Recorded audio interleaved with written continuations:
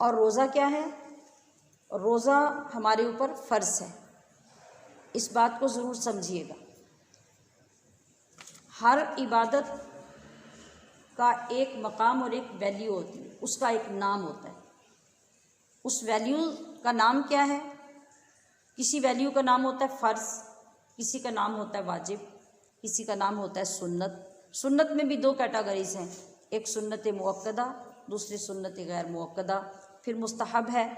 अब ये हमें समझना होगा, ये एक बहुत बड़ी गलती है हमारे लोगों के अंदर, इल्ला माशा अल्लाह, और इसको दुरुस्त किए बग़ैर हमारी इबादत दुरुस्त नहीं हो सकती।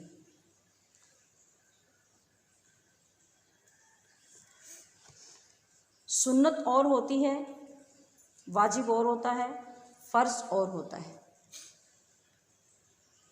एक के ना होने से दूसरे का ना होना यहाँ नहीं पाया जाता, बल्कि हर एक का अपना अपना मकाम है। इसका ज़िक्र करना और समझना इसलिए ज़रूरी है कि जिस तरह सहरी सुन्नत है और आका सल्लल्लाहु अलैहि वसल्लम की महबूब तरीन सुन्नत है, इसी तरह नमाज तरावी भी सुन्नत है, और वो भी सुन्नत मुअक्कदा है। वो सुन्नत मुअक्कदा है, यानी जिसका करना आका सल्लल्लाहु अलैहि वसल्लम के नज़दीक इंतहाई पसंदीदा भी और इंतहाई ज़रूरी भी है। इंतहाई मजबूरी के वक्त में कहीं ज़िंदगी में एक आध बार आप सल्लल्लाहु अलैहि वसल्लम ने किसी सुन्नत मुअक्कदा काम को छोड़ा, वरना उसके छोड़ने की इजाज़त नहीं। तो मैंने अर्ज़ किया कि रोज़ा क्या है? रोज़ा फ़र्ज़ है। तो अब जो शख्स तरावी पढ़ता है उसके रोज़े का क्या बनेगा, और जो तरावी नहीं पढ़ता उसके रोज़े का क्या हुक्म होगा? हमने बहुत से लोगों से बचपन से बड़े होने तक ये सुना कि अगर किसी ने रात में किसी मजबूरी से या कहीं सफ़र पे जाने की वजह से या किसी बीमारी की वजह से तरावी नहीं पढ़ी, तो सुबह उठकर ये उज़र रख दिया कि भाई मैं तो रात को तरावी नहीं पढ़ सकी, तो मैं तो अब रोज़ा नहीं रख सकती। और दूसरी तरफ किसी ने तरावी पढ़ ली और सुबह कोई तकलीफ़ हो गई, बीमारी आ गई, मजबूरी हो गई, तो सुबह ये कह दिया भाई अब मैं तो तरावी पढ़ चुकी हुई हूँ, तो मुझे तो हर हाल में रोज़ा रखना है। तो ये दोनों बातें गलत हैं। तरावी मुस्तकिल एक अलग इबादत है और रोज़ा मुस्तकिल एक अलग इबादत है। आप तरावी पढ़ेंगे तो आपको सुन्नत मुअक्कदा इबादत करने का सवाब मिलेगा, और वो सवाब तरावी तक ख़ास होगा। जब आप रोज़ा रखेंगे तो फ़र्ज़ इबादत अदा होगी और उसका सवाब मिलेगा। इसी तरह जब आप तरावी नहीं पढ़ते तो आपको तरावी का सवाब नहीं मिलेगा, और रोज़ा रखेंगे तो रोज़े का सवाब मिल जाएगा। और फ़र्ज़ करें खुदा न खास्ता आपकी बीमारी या मजबूरी ऐसी है कि आप रोज़ा तो नहीं रख सकते मगर नमाज़ पढ़ सकते हैं। मसलन जैसे कोई खुदा न खास्ता कैंसर का मरीज़ है और उसका ट्रीटमेंट चल रहा है और वो इतना लंबा टाइम नहीं गुजार सकता, वो इस कंडीशन में नहीं है कि वो रोज़ा रख सके। शुगर बेइंतहा हो चुकी है, शूट कर चुकी है, अब घंटा आधा घंटा गुज़र जाए, इससे ज़्यादा खाए पिए बग़ैर गुजारा नहीं हो सकता, वो रोज़ा नहीं रख सकता। अब इसका ये मतलब नहीं है कि दूसरी तरफ वो माशाल्लाह नमाज़ पढ़ने के काबिल है, वो चल फिर सकता है, वो वज़ू कर सकता है, वो नमाज़ पढ़ सकता है। तो अब क्या करना चाहिए? जब तक उसका उज़्र है वो रोज़ा छोड़ दे मगर तरावी की नमाज़ पढ़े। इस बात को अच्छी तरह समझिए। और तमाम जो बच्चियाँ हैं हमारी, वो अपने घरों में जो बुज़ुर्ग ख़वातीन आपके साथ नहीं भी सुन रही और वो हमेशा से इसी तरह रोज़े रखती हैं और यही एक कॉन्सेप्ट है, तो उन सब को अदब से, आराम से, मोहब्बत से ये मसला समझाएं। और घर में और भी दीगर ख़वातीन जिनको इसी बात पे यकीन होता है, उनके इस यकीन को तब्दील करने की कोशिश ही नहीं करें, बल्कि उन्हें समझाएं कि असल हकीकत क्या है और दोनों इबादतों की हैसियत क्या है। इसी तरह सहरी, बाज़ लोग ये मसला पूछ रहे होते हैं कि मैंने सहरी नहीं खाई तो मेरा रोज़ा हो जाएगा कि नहीं, पानी भी नहीं पिया तो मेरा रोज़ा हो जाएगा कि नहीं।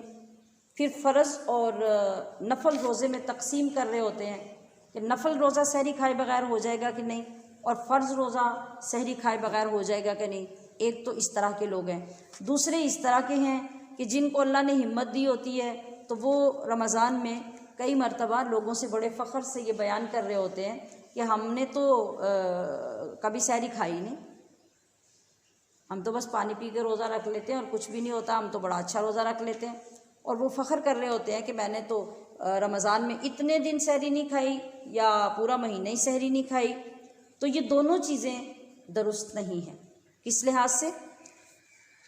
पहली ये बात कि रोज़ा होता है कि नहीं, दूसरी ये बात कि सहरी खाने की कोई इतनी बड़ी ज़रूरत नहीं है, हम सहरी खाए बगैर भी रोज़ा रख सकते हैं। देखिए, आपने अगर सहरी नहीं खाई तो आपका रोज़ा तो हो जाएगा, मगर करना क्या होगा? करना ये होगा कि निस्फ़ुन नहार से पहले, जिसको आम इस्तिलाह में लोग ज़वाल का टाइम कहते हैं, हालांकि वो ज़वाल का टाइम नहीं होता, ज़वाल का टाइम उसके बाद शुरू होता है। निस्फ़ुन नहार का मतलब होता है जिस वक्त बिल्कुल सूरज बराबर में आ जाता है और उसका साया ख़त्म हो जाता है चीज़ों का, वो निस्फ़ुन नहार होता है। और जब तक वो टाइम रहता है उसमें कोई नमाज नहीं होती। हमारे लोगों के अंदर ये बात मशहूर है कि ज़वाल का टाइम है, अब कोई नमाज नहीं होती। ज़वाल का टाइम जब शुरू होता है तो उसके शुरू होने के बाद साथ ही ज़ोहर का टाइम भी शुरू हो जाता है। इस गलती को भी ज़रूर दुरुस्त कीजिए। तो निस्फ़ुन नहार वो टाइम होता है जिसमें कोई नमाज आप अदा नहीं कर सकते।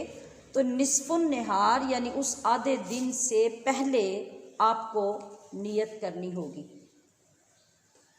किस चीज़ की? उस रोज़े की जिसकी आपने सहरी तनावुल नहीं की। क्यों नहीं की? कोई भी वजह हो सकती है, आप जाग नहीं सके, आप उठ नहीं सके, किसी ने जगाया नहीं है, या कोई और बात थी, आप खाना नहीं खा सकते थे, बीमार थे और आपने सोचा कि मैं रोज़ा रख सकती हूँ तो मुझे रोज़ा रखना चाहिए, सहरी नहीं खाई। तो अब निस्फ़ुन नहार से पहले पहले मैं अपनी बात समझा पा रही हूँ, यानी ये बात अच्छी तरह समझ लीजिए और दूसरों तक ये बात ज़रूर पहुँचाइए। क्यों? कि ये हमारी फ़र्ज़ नमाज के कबूल होने और ना होने का मसला है। तो निस्फ़ुन नहार से पहले पहले आप उस रोज़े की नीयत कर लेंगे जिसकी आपने सहरी नहीं खाई या नहीं खा सके। नीयत कैसे होगी? यानी उस वक़्त में, मिसाल के तौर पे अभी जिस वक्त हम बयान सुन रहे हैं, तो क्या इस वक़्त में आप नियत करेंगे या थोड़ा आगे चल के नियत करेंगे? निस्फ़ुन नहार से पहले पहले नियत करने का ये तरीक़ा नहीं होगा। आप ये कहेंगे कि मैं उस वक़्त से रोज़े से हूँ जो सहरी का वक़्त था, आप उसको कंफर्म करेंगे। ये नहीं कहेंगे कि मैं अब रोज़े की नियत करती हूँ। नियत ये होगी कि मैं उस वक़्त से रोज़े से हूँ जो रोज़ा शुरू होने का वक्त होता है। तो इस गलती को दुरुस्त किया जाएगा। ये किस बात का जवाब है कि रोज़ा होता है या नहीं होता। अब दूसरी बात कि हम तो बहुत सारे रोज़े बग़ैर सहरी के रख लेते हैं और इस पे हम फ़ख्र करते हैं, तो ये फ़ख्र वाली बात नहीं, ये महरूमी वाली बात है। आपने जितने रोज़े रखे, आपने हजूर सल्लल्लाहु ताला अलैहि वसल्लम की महबूब तरीन सुन्नत को छोड़ा, सुन्नत के तारिक बने। और आपको मालूम होना चाहिए कि जब आपने एक सुन्नत को अदा किया, एक सुन्नत को पूरा किया, दूसरों को शऊर दिलाया, तो रब्बे ज़ुल जलाल आपको 100 शहीदों के सब अजर के बराबर इस एक सुन्नत को जारी करने का सवाब अता फरमाता है। आप सोचिए, आपने कितनी सहरियाँ बग़ैर सहरी खाए हुए की और रोज़ा रख लिया, तो फिर कितनी मरतबा हजूर की महबूब सुन्नत से महरूम हुए और आपका कितना अजर व सवाब कम हुआ। अब इसके लिए ये ज़रूरी नहीं है, अल्लाह तो ये देखना चाहता है कि तुम्हारी गफलत दूर हो और तुम्हारे अंदर मेरे हुक्म का एहतमाम पैदा हो, शौक़ पैदा हो। तुम उस एहतमाम से और ज़ौक़ शौक़ से मेरी बात को पूरा करो और मेरे किए हुए हुक्म का आगाज़ करो। क्या? रोज़ा। तो उसके लिए ऐसा नहीं है कि आप वो पराठे ही खाएंगे, कोई दही खाएंगे, कोई गोश्त खाएंगे, कोई सालन खाएंगे और तब जाके आपकी सहरी मुकम्मल होगी। नहीं, आका सल्लल्लाहु ताला अलैहि वसल्लम को तो सहरी में भी खजूर से ज़्यादा और कोई चीज़ पसंद नहीं होती थी। आप सहरी भी खजूर से किया करते थे और पानी से कर लिया करते थे। तो मकसद सिर्फ ये है कि आप उसे तमाम से उठे, बेशक आप भी चंद खजूरें ही खा लें, पानी ही पी लें और कोई हल्की सी चीज़ ले लें और दिल में ये ख्याल करें कि या अल्लाह मैं उठने के काबिल तो नहीं थी, मगर मेरी इस कैफियत से ज़्यादा मुझे तेरे महबूब की सुन्नत महबूब है, लिहाजा मैं उसको पूरा करने के लिए उठी हूँ। तो इस सोच के साथ जब आप खाएंगे तो आपके अपने अंदर एक ऐसी सरशारी पैदा होगी, एक ऐसी मोहब्बत की लहर आएगी कि आपको ये लगेगा कि 1450 साल गुजरने के बाद भी मेरे महबूब से मेरा कितना करीब का ताल्लुक़ है, कि मैं आज भी अपने महबूब की सुन्नत पूरे किए बग़ैर चैन नहीं पा सकती और मैं अपनी किसी इबादत को मुकम्मल होते नहीं देख सकती। तो ये चीज़ें हमारे सीखने की हैं और इन्हीं चीज़ों को सीखने के लिए हम ये मुक़द्दस ज़िक्र छेड़ कर बैठते हैं ताकि हमारे जंग उतरें और हमारे दीन, ईमान, मोहब्बत और इश्क का महवर व मरकज़ जो आमिना के लाल, अल्लाह के दिलबर, नबियों के सरवर मुहम्मदुर रसूलुल्लाह सल्लल्लाहु अलैहि वसल्लम की ज़ात अक़दस है, हम उस ज़ात अक़दस के करीब से करीब तर होते जाएं और उसकी कोशिश करते जाएं।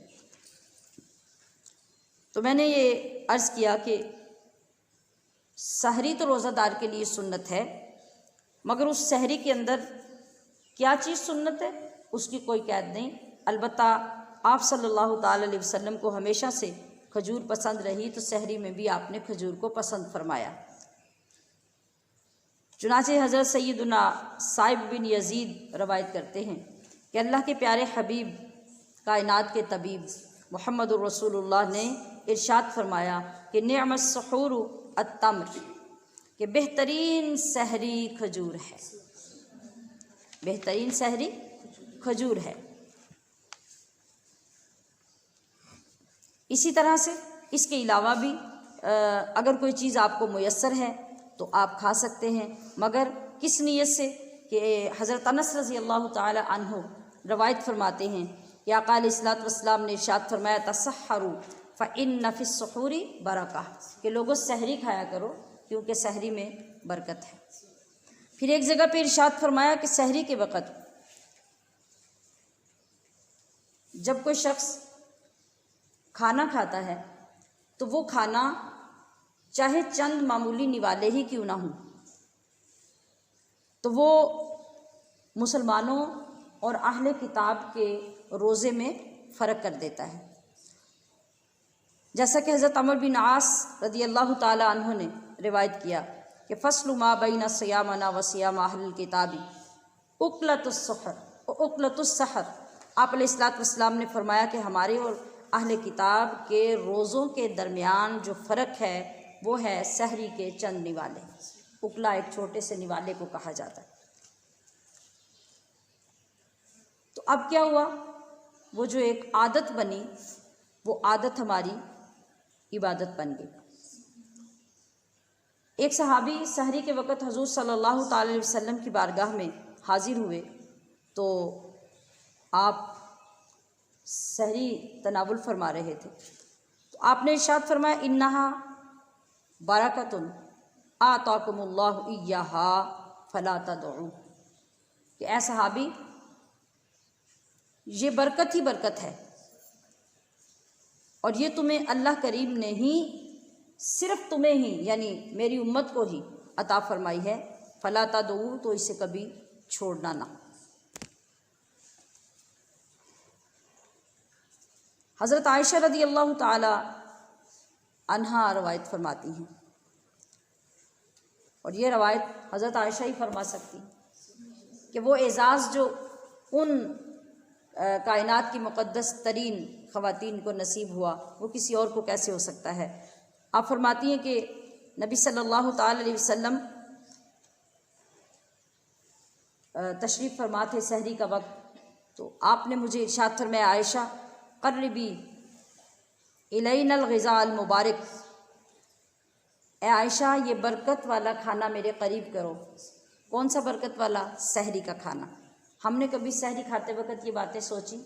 हमें तो एक ही वक्त पड़ा होता है कि रात को किसने क्या क्या खाया, तो सहरी को किसने क्या क्या खाना है, और फिर वो भाग दौड़ लगी होती है। हम इतना कम वक्त छोड़ के उठते हैं कि कोई भी काम सुकून से नहीं हो सकता, और हमारे ख्याल के किसी गोशे में भी नहीं होता उस वक़्त कि हम अपने महबूब आका की सुन्नत के मुताबिक ये अमल कर रहे हैं। अगर खाना खाते हुए, निवाला लेते हुए, पानी पीते हुए हमें ये ख्याल रहे कि हम इस वक्त रात के इस हिस्से में उठकर अपने महबूब आका की सुन्नत अदा कर रहे हैं, तो आप देखिए कि फिर आपका ख्याल उस मुक़द्दस ज़ात की तरफ जाते ही उस सहरी का और उस खाने का मकाम ख़ुद आपकी नज़र में क्या हो जाएगा, जिसको हमने कभी इस एंगल से ना देखा है ना कभी सोचा है। फिर हज़रत अनस रज़ी अल्लाह ताला अन्हु एक और हदीस पाक रिवायत करते हैं कि सहरी के वक़्त में आप सल्लल्लाहु अलैहि वसल्लम को पानी और खजूर पेश किए गए, तो मोहब्बत और सुन्नत का अंदाज़ा कीजिए। हमारा ये ख्याल होता है कि इफ्तारी के वक़्त भी जो कुछ हमारे दस्तरखान पे है, एट ए टाइम कोई आ ना जाए ऊपर से, वो हमारा ही है, तो बस वो हमें अपने ही पेट में डालना है। जबकि कदम कदम पर, लम्हे लम्हे बाद हमारे महबूब आका सल्लल्लाहु अलैहि वसल्लम हमें यही तरगीब दिला रहे हैं कि जो तुम्हारे पास है उसे बांट के खा लो। वो इतना बढ़ जाएगा, वो इतना ज़्यादा हो जाएगा कि तुम आज उसे बांट के खाओगे तो क़यामत में जब तुम अपने रब के हजूर हाजिर होगे तब तक वो खाना बढ़ता रहेगा, बढ़ता रहेगा, बढ़ता रहेगा, और अल्लाह फिर उस बढ़े हुए को अपनी शान के मुताबिक उस अजर में कन्वर्ट करके तुम्हें अता करेगा। तो देखिए, खजूर और पानी पेश किया गया आप अलैहिस्सलातु वस्सलाम की बारगाह में, तो आप फरमाते हैं, हज़रत अनस अर्ज़ करते हैं कि आपने मुझे फरमाया कि उन्जुर रजुलन, ज़रा बाहर देखो कोई बंदा है। किस लिए भला? फरमाया याकुलु माई, कोई है तो उसे बुला के लाओ, वो मेरे साथ आके सहरी करे।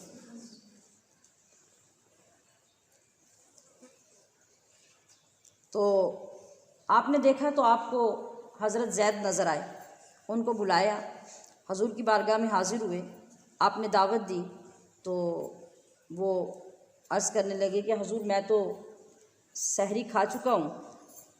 तो आपने इरशाद फरमाया कि ये इंतहाई बरकत का खाना है।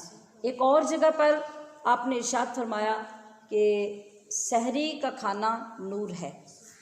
जब तुम इसे खाते हो तो बज़ाहिर तो तुम्हारे हाथ में एक गंदम का निवाला होता है, गंदम की रोटी का, मगर जब वो तुम्हारे हलक से उतरता है तो वो रोटी का निवाला नहीं होता, वह नूर का निवाला बन जाता है।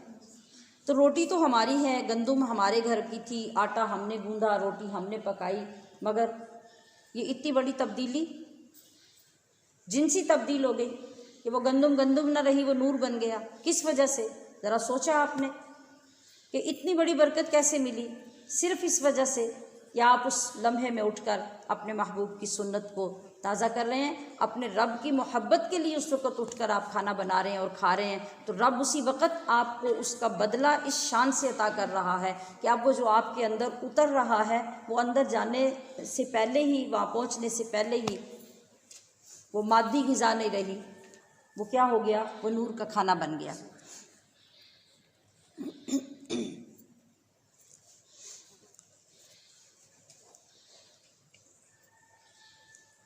तो हमारे लिए जगह जगह पे, कदम कदम पे किस कदर नेमतें हैं, किस कदर करम नवाजियाँ हैं।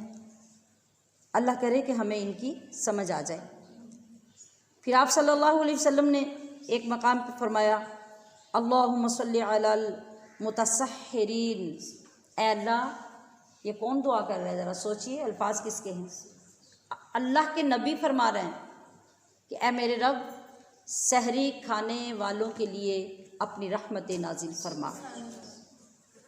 हज़रत अबू उमामा से रवायत है कि हुज़ूर सल्लल्लाहु अलैहि वसल्लम ने इरशाद फरमाया, अल्लाहुम्मा बारिक, वहाँ रहमत का जिक्र है, यहाँ फरमाया कि अल्लाहुम्मा बारिक लि उम्मती फ़ी सुहूरिहा, कि मेरी उम्मत की सहरी में उनके लिए बरकत नाजिल फरमा। तो फिर आप इससे अंदाज़ा कर लीजिए कि सहरी का ये खाना कितना मुक़द्दस है हमारे लिए, कितनी रहमत का बायस है, कितनी करम नवाजी हमारे ऊपर इसकी वजह से होती है। मगर ये सब हमें तभी मिलेगा जब हम आप सल्लल्लाहु अलैहि वसल्लम की सुन्नत समझकर इसको इस्तेमाल करें। अब यहाँ इस सहरी से मुतल्लक़ जो बात है, आजकल एक पोस्ट वायरल हो रही है, कई बच्चों ने मुझे वो सेंड भी की कि इसका क्या जवाब है। उसमें ये लिखा है कि अबू दाऊद शरीफ की हदीस है कि तुम्हारे हाथ में अगर खाने का बर्तन हो और अजान शुरू हो जाए तो जो कुछ तुम्हारे बर्तन में है उसे खा लो। ये वो बात है जिसके बारे में मैं अक्सर अपनी अजीज़ात से ये अर्ज़ करती रहती हूँ कि बाखुदा दीन का इल्म हासिल कीजिए। नेट आपका उस्ताद नहीं बन सकता, वो आपके अकायद दुरुस्त नहीं कर सकता, वो आपको इल्म नहीं दे सकता। वो ख़बरें पहुँचाता है जो ख़बरें हमारे लोगों के पास होती हैं और उन लोगों ने भी बग़ैर किसी उस्ताद के वो हासिल की होती हैं, इल्ला माशा अल्लाह। या फिर हर कोई अपने मुताबिक ये चीज़ें कर रहा है और उसके पीछे कई मकासद होते हैं जो हर बंदा समझ भी नहीं सकता। तो इस हदीस पाक के पीछे हकीकत क्या है कि हकीकत में बिल्कुल ऐसा नहीं है कि उधर अजान हो रही है और आपके हाथ में खाने का बर्तन है, तो अगर फ़र्ज़ करें कि अजान ख़त्म होने तक आपके बर्तन से खाना ख़त्म नहीं होता तो आप उसके ख़त्म करने में लगे रहेंगे और उसको खाकर ख़त्म करेंगे, तो आपका रोज़ा तो शुरू होने से पहले ही बर्बाद हो गया है। तो हकीकत क्या है कि वहाँ आप देखिए कि जो लोगों को ख़राब करने का तरीक़ा है, लोगों की इबादतें ख़राब करने का जो तरीक़ा है, वहाँ आपको अगर जो लोग भी नेट यूज़ करते हैं फेसबुक पे, यूट्यूब पे, और आपके पास पोस्ट पहुँची भी होगी व्हाट्सएप वगैरह पे, तो वहाँ आप उसका तर्जुमा देखिए कि उस तर्जुमे में जो लिखा हुआ है कि जब अजान शुरू हो जाए तो जो बर्तन में हो वो खा लें, तो वहाँ फजर का लफ्ज़ अंडर ब्रैकेट किया गया है। लफ्ज़ फजर हदीस पाक के मतन में नहीं है, उसे अंडर ब्रैकेट किया गया है, उस अजान को फजर के साथ जोड़ दिया गया है और मसला बिल्कुल गलत कर दिया गया है। जबकि आप सल्लल्लाहु ताला अलैहि वसल्लम के ज़माना अक़दस में जो मामूल था, जिस तरह आज सहरी के लिए हमारे यहाँ सायरन वगैरह बजता है और फिर थोड़ी देर के बाद फजर की अजानें शुरू होती हैं, तो उस वक़्त में सहरी के लिए कुछ वक़्त में पहले एक अजान हुआ करती थी, जैसे आजकल बहुत सारे इलाकों में तहज्जुद की अजान वक़्त से पहले, फजर के वक़्त से पहले होती है। इस तरह वहाँ पहले अजान हुआ करती थी और फिर दूसरी अजान फजर की हुआ करती थी। तो वहाँ जो अजान मुराद है, एक तो इससे मुराद ये है कि वो अजान मगरिब की अजान है, कि मगरिब की अजान है, आपने पहले इफ्तारी शुरू की है तो अजान हो रही है, तो अजान होते ही आम दिनों की तरह उठकर फ़ौरन नमाज के लिए भाग ना जाओ और खाना बर्तन के अंदर ना छोड़ दो। उसके लिए ये है कि जो खाना आप खा रहे हैं उसको तनावुल कर लें। और उलमाए किराम ने फरमाया कि रमज़ान मुबारक में कम से कम 10 मिनट बाद अजान के जमात खड़ी की जाए, ताकि रोज़ादार कुछ खा पी कर नमाज के लिए फ़्रेश हो जाएं और फिर जमात करवाई जाए। दूसरी बात यह कि वो जो सहरी के वक़्त में एक अजान होती फजर से पहले, इससे वो मुराद है। और आपने अगर वो कोई चीज़ खाने पीनी शुरू की है तो उसको फौरी तौर पे फजर समझकर नहीं छोड़ दें, बल्कि अभी फजर में वक्त है। अब रह गई बात फजर की अजान की, जिसके साथ उस हदीस पाक को जोड़कर लोगों के रोज़े बर्बाद किए जा रहे हैं। तो सामयात मोहतशम, उस नमाज का सहरी के साथ कोई ताल्लुक़ नहीं है। देखिए, सहरी सुबह सादिक से पहले होती है और जो सुबह सादिक होती है वो होती है फजर के लिए। तो सुबह सादिक से पहले सहरी का इख्तिताम करना लाजिम है। अगर सुबह सादिक हो गई और आप खाते पीते रहे, खा अजान हो या ना हो, आपके पास टाइम होना चाहिए, अजान नहीं होनी चाहिए। अजान का सहरी से कोई ताल्लुक़ नहीं है। आप जब खाना खा रहे हों सहरी का, तो आपको पहले पता होना चाहिए कि कितने बजे तक सहरी का वक्त है।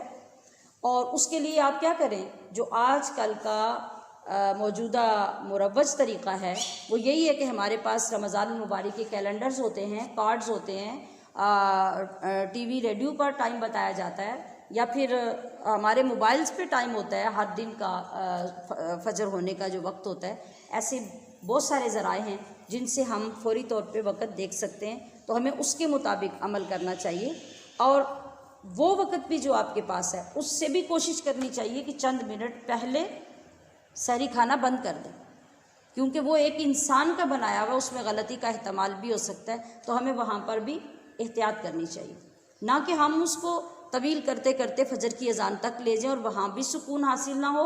अब अजान शुरू है और हम अपने दिल को तसल्ली दे रहे हैं कि खैर है खैर है, मगर हमें ये इल्म नहीं है कि ये जो जिसको हम खैर कह रहे हैं ये खैर नहीं है, ये शर है कि आपके रोज़े को वो बर्बाद कर रही है। और बाज़ औक़ात सिर्फ़ एक दो घूंट चाय का लालच लेकर इंसान ताख़ीर कर लेता है और ये कहता है कि मैं इसको ख़त्म कर लूँ, खैर है अभी अज़ान शुरू हुई है। तो अज़ान पहले ही उस वक़्त शुरू हुई है जब उससे पहले सहरी का वक़्त ख़त्म हो चुका था। इस बात को बखुदा अच्छी तरह समझिए और अपनी इबादतों पे रहम फरमाइए, इनको बर्बाद ना कीजिए। ख़ास तौर पे कुछ हमारी जो बुज़ुर्ग ख़वातीन होती हैं, माज़रत के साथ वो अपनी बात पे अड़ जाती हैं कि आज तुम लोग ज़्यादा कोई पढ़ लिख के आ गई हो, तुम्हें ये पता चल गया है और हमारी बातों को टोकती हो। तो बाखुदा ये टोकना आपके नुकसान के लिए नहीं है, आपसे हमदर्दी की बिना पे है, आपसे मोहब्बत की बिना पे है, आपकी इबादत को बचाने की कोशिश है कि आप अपनी ज़िद में अपनी इबादत को बर्बाद कर लेंगी। मुझे ये बताइए कि जब आपने एक 11 घंटे का 12 घंटे का सफ़र करना है और सफ़र से पहले ही आपका नुकसान हो जाए और आपको पता चल जाए कि इस सफ़र का कोई फ़ायदा नहीं है, फिर भी आप सफ़र करते जाएं, तो कौन आपको समझदार कहेगा।